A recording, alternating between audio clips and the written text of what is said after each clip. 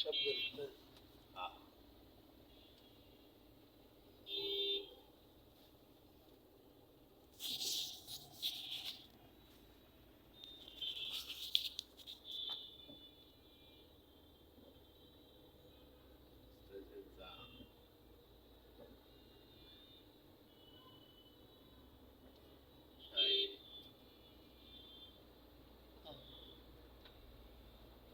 ঠিক আছে মাশাআল্লাহ।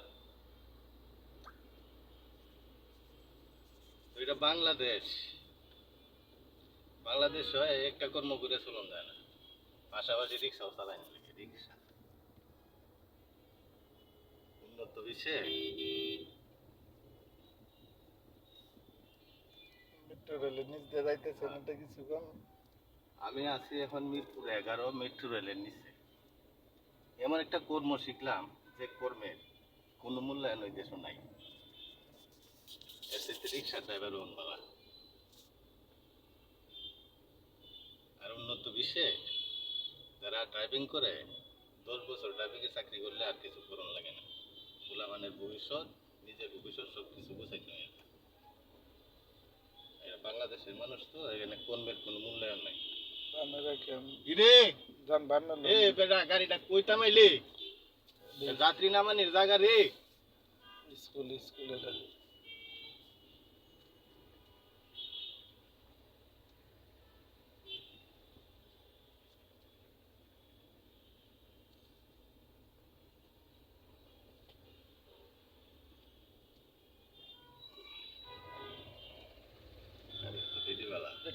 সব কেটে দেন গা বামে রাখেন, বামে দেন না।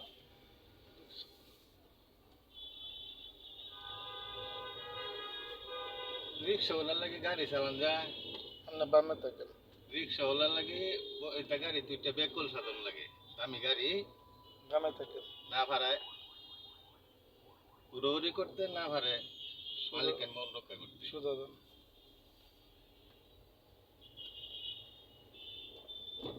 রিক্সাওয়ালার লাগে গাড়ি চালান বামে থাকেন। ইন্ডিকেটর না, ইন্ডিকেটর দেন না, সোজাই তো দেবো। একবারে সোজা দেন, গাড়িটি ঢুকতেছে। ঠিক আছে।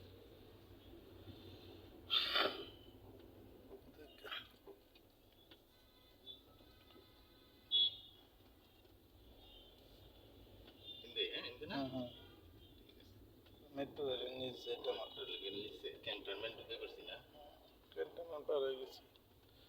এটা হয়েছে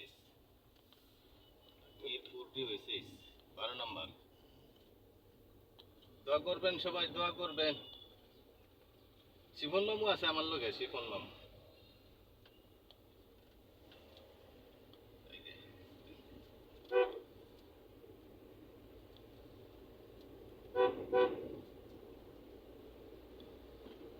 এই যে আয় করছি শহরের যানজট ফেলায় তুইয়া আরে বামে রেখে দেন, বাড়ি যেতে দিকে। বামে রেখে দেন, বামে জায়গা আছে, বামে রেখে দেন, সেটা করতেছি। আমি তো আমার লেনে দিতে গেছি। থাক, তারপরে আমরা ওভারটেক করবো, ওরা ওই লাইনে গাড়ি বেশি না।